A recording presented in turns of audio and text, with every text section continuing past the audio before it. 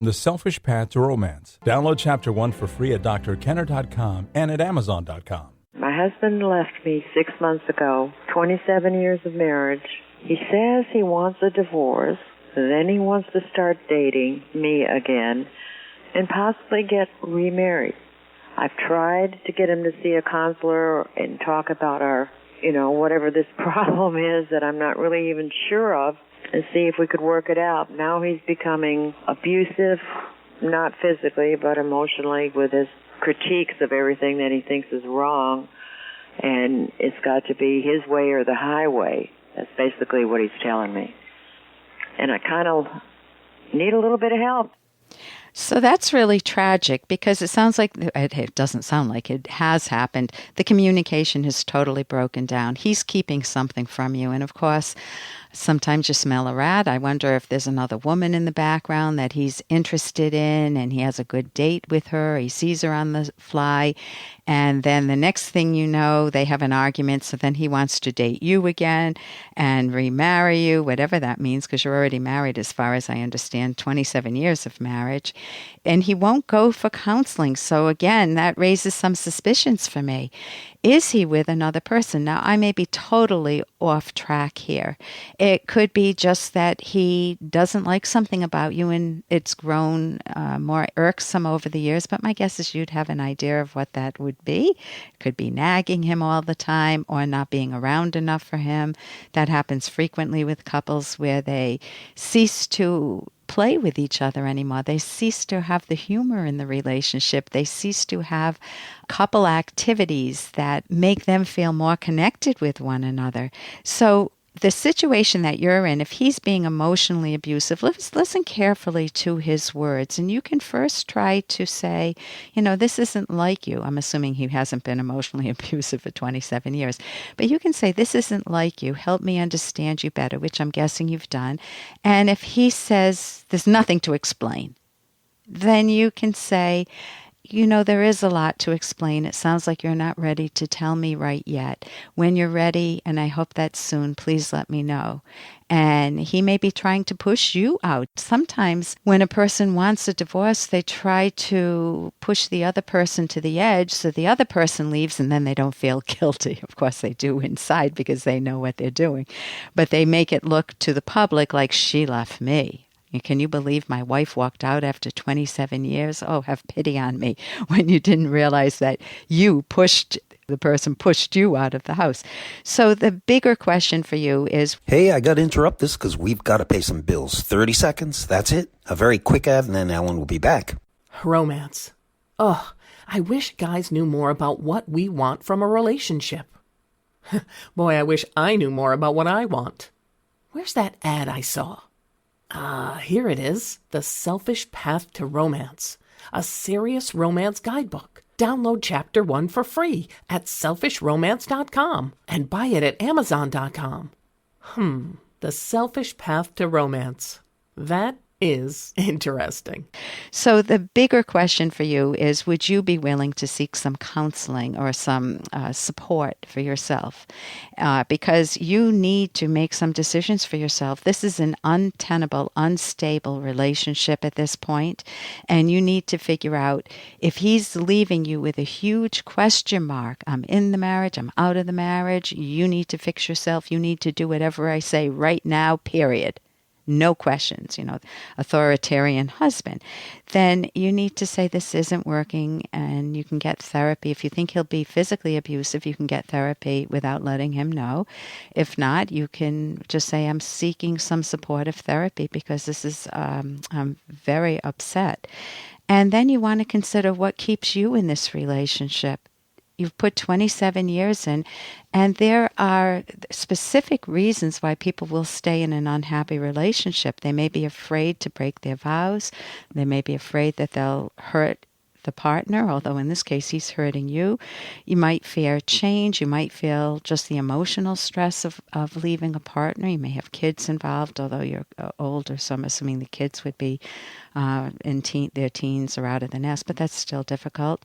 You might fear being alone, or there could be financial difficulties keeping you in there, Or it could be all the connection with family and friends and who's going to take sides and that whole layer. It could be that you had so many good memories that you want your husband back, the way things used to be, but you can't force his mind. If he doesn't want to come back, if he's heading for the highway someplace, then what can you do? So those are all the reasons that you need to consider. I would recommend, my co-author and I wrote a book, The Selfish Path to Romance. And I got to say, the subtitle is How to Love with Passion and Reason. And I have to say that by selfish, we mean self-valuing, self-esteem, and self-nurturing. We don't mean the mean, rotten way to romance. And that's for both partners. So right now, you need to value yourself. And in doing that, you could read our appendix. Our appendix is How to Part Ways and Start Over If You Cease Being Soulmates. And we have a 9-step process. You identify the reasons you're considering a divorce. You identify the barriers keeping you in an unhappy relationship. You make a decision, you put all the evidence together, then you need to break the news to your partner. And if you were breaking the news to him, you can say, if this isn't working out, I can see that you want a divorce from me. You can say that to him. I'm not making you happy. You're always wanting to change me. And I'm thinking you want a divorce. Am I correct? And then you want to set up an atmosphere for respect, especially if there are kids involved. And you help the kids through the divorce and you make an action plan. It's really like setting up a business. But I might be way too premature. You need to find out what's on his mind. And here's a little more from Dr. Kenner. So what brings you here? Well, I thought you needed a little cheering up. You've been kind of mopey lately. I mean, you've been kind of down ever since you lost your job, you know? And, you haven't had a date in I don't know how long. Yes, well, I know how long, and this isn't the way to cheer me up. Well, don't worry. I found a girl for you. Now, Duke's daughter Marie just moved back in town. Dad, blind dates remain the refuge of the lovelorn. You know, if you didn't talk like that, you might not have to get set up so much. Now, listen. Uncle Martin. Oh, Marie! Look at you. You remember Fraser? Bonjour. And I don't need to say that that's from Fraser. And number one, can you tell that Fraser wants his own autonomy? He doesn't want his father meddling in his life. And that's something we all have to deal with, whether we're the parents or the kids. How do you respect one another's autonomy and say, would you like me to fix you up with someone? Sometimes we cross the line, which is what Fraser's dad does. And when he crosses the line and fixes Fraser up with someone, Fraser feels like a loser. Blind dates are for losers. So what about blind dates? Is that something that you think is good or bad? I know that I dated a lot in my teenage years, and I actually went on a few blind dates, and my favorite blind date was my very last blind date, and that was with my husband. My mother, that's my hubby. My mother fixed us up. She was desperate. She was afraid I was going to go back to a former boyfriend that we had just broken off the relationships. She fixed me up with a few dates, and the last one was my husband. And he showed up in dungarees, and he was so down to earth. I just loved him, as opposed to the other guys who were so patent leather polished. They just looked anxious, several of them, when they came to the door, which is normal. You feel nervous on a date. But my husband forgot to feel nervous. He just is so much himself. And I love him dearly and deeply, and I made a very good choice. So blind dates can work out very well. For more Dr. Kenner podcast, go to drkenner.com and please listen to this ad. Here's an excerpt from The Selfish Path to Romance, the Serious Romance Guidebook by clinical psychologist Dr. Ellen Kenner. A mood is an enduring emotional state. A chronically sullen, anxious, or hostile partner is unromantic, not very lovable. Sometimes moods may be partly or wholly out of your control. For instance, those caused by hormones, a thyroid problem, or by an adverse medication reaction.